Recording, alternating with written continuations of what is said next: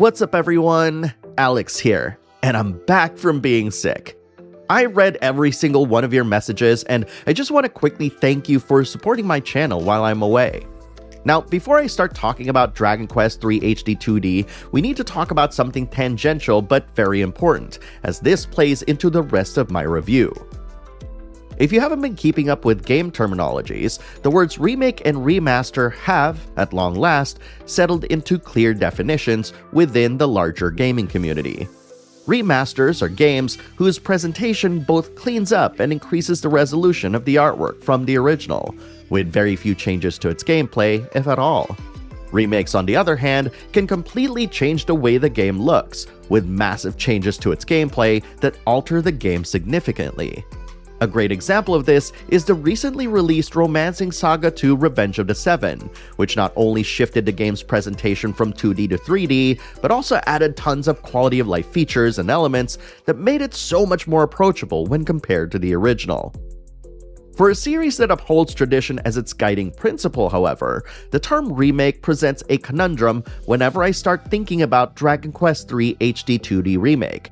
Yes, the game's presentation has been completely overhauled to the HD-2D style popularized by Octopath Traveler and Triangle Strategy. Yes, the game has tons of quality of life features like autosaves and adjustable battle speed, to name a few. But what's crazy is that despite all of these added niceties, Dragon Quest III HD-2D Remake still feels like the original. Which begs the question, how can you add so many things to something but still make it feel familiar? Before I dive deeper into that question, I think it's important to note that much like Final Fantasy, every mainline Dragon Quest falls into one of two categories. One that's character-driven, like Dragon Quest 8 and 11, and one that's party-based, like Dragon Quest 9 and, of course, 3. The character-driven games in the series are very easy to get into, since each character's class is predetermined and their appearance planned out based on the beats of the story. On the other hand, playing party-based Dragon Quests is a bit demanding, given that your party composition matters a ton more, depending on what you want to achieve.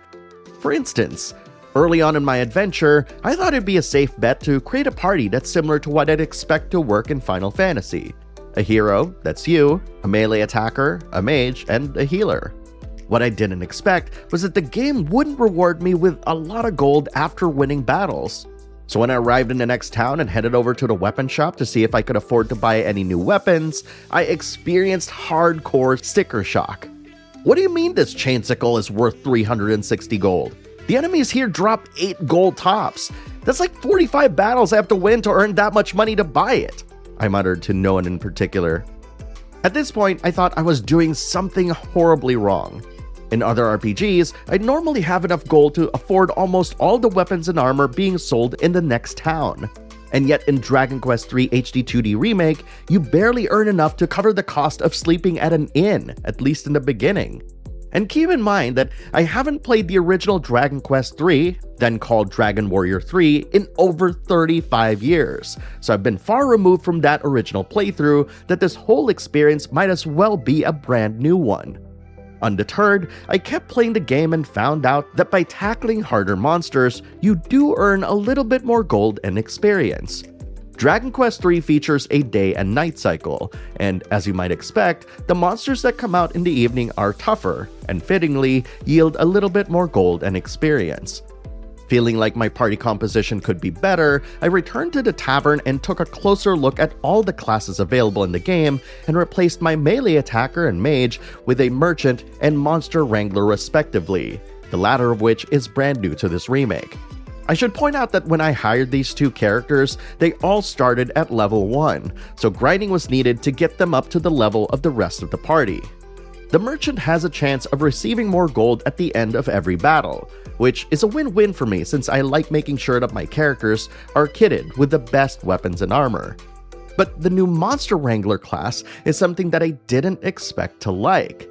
After a few battles, the Monster Wrangler learned an ability that randomly attacks enemies on the field and does 4 hits to each, making it a supremely powerful class to have early on, though it evens out really quickly. The Monster Wrangler functions very much like any other class in Dragon Quest III, in that when they reach certain levels, they'll learn new abilities. At first, I thought that this class would function similarly to the Blue Mage in Final Fantasy, so I was pleasantly surprised to find out that that's not the case. The reason why I've chosen to laboriously retell my early experience playing Dragon Quest III HD-2D Remake is to give pause to anyone expecting this to deliver a modern experience similar to more recent Dragon Quests. As stated, party-based Dragon Quests are a little bit more demanding, and doubly so with Dragon Quest III HD-2D Remake. The game will dole out a handful of tutorials to get your bearings a tiny bit, but it won't spell everything out for you. The real important information lies within the depths of its detailed help menus, which I highly recommend that you check out.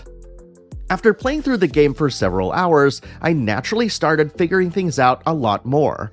For example, once you unlock the monster arena and recruit several monsters to your party, both of which are brand new to this remake, you'll be able to participate in tournaments where you get to fight waves of monsters and win prizes and lots of money.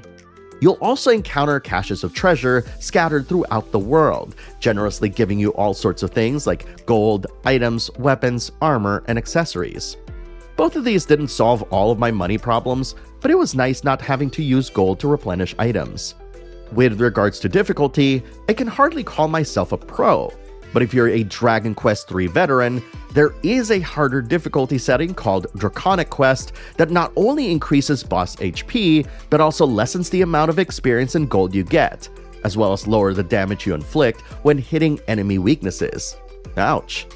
If you find that you're having a tough time, there's also the easier Draki Quest difficulty, which lets you deal lots of damage and won't allow you to die ever.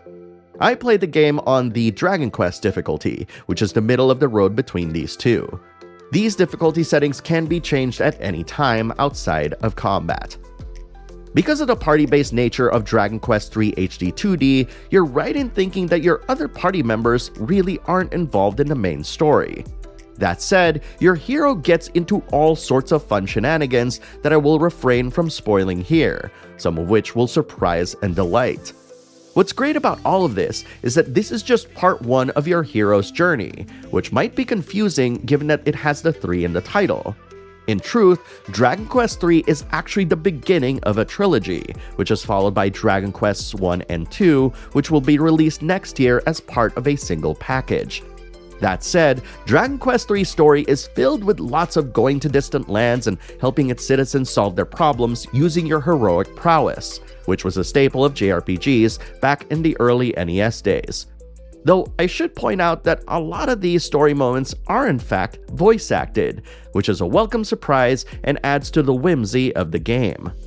And of course, this review wouldn't be complete without talking about Dragon Quest III's gorgeous glow up from 2D to HD 2D. I actually watched some footage of Dragon Warrior 3 on the NES, and comparing the locations between the two versions really gave me a huge appreciation for the many considerations its developers had to account for when making this conversion. This isn't just a simple one-to-one translation where everything maps cleanly to HD 2D. The developers had to reimagine the entire space to not just make it feel vibrant and alive, but also retain as much of the original shapes and designs of the towns and dungeons that you'll encounter throughout. And I have to say that I'm very impressed. The developers who worked on this were ArtDink, who worked with Team Asano on making Triangle Strategy, and the work that they've done here is just truly masterful. There's also a brand new orchestrated soundtrack that not only heightens the visuals and the aforementioned voice acting, but also modernizes fan-favorite tunes that have a slightly different flourish than its previous reorchestrations. Either way, the presentation is top-notch, but don't let it fool you into thinking that everything about it is modern. Which brings me back to the question I posed at the very beginning of this review, which is how can you add so much to something but still make it feel familiar? To answer that, we have to consider that there are many things that define Dragon Quest. Its wholesome vibe, the fact that you can't always hit all the enemies on screen, especially if they're in different groups, the grind, things of that nature. I suppose in that regard, Dragon Quest's dedication to staying true to its guiding principles ensures that fans know what to expect whenever they pick up a game in the series. So much so that it's also ingrained in the people who have taken up the mantle of crafting this remake. This results in Dragon Quest III HD-2D Remake having modern conveniences that never get in the way of what makes the game truly special, making it one of the most faithful remakes that I've ever played. Leave it to Square Enix to release yet another incredible remake that keeps the spirit of the original and makes it approachable, even if only a little, to a new generation of JRPG fans.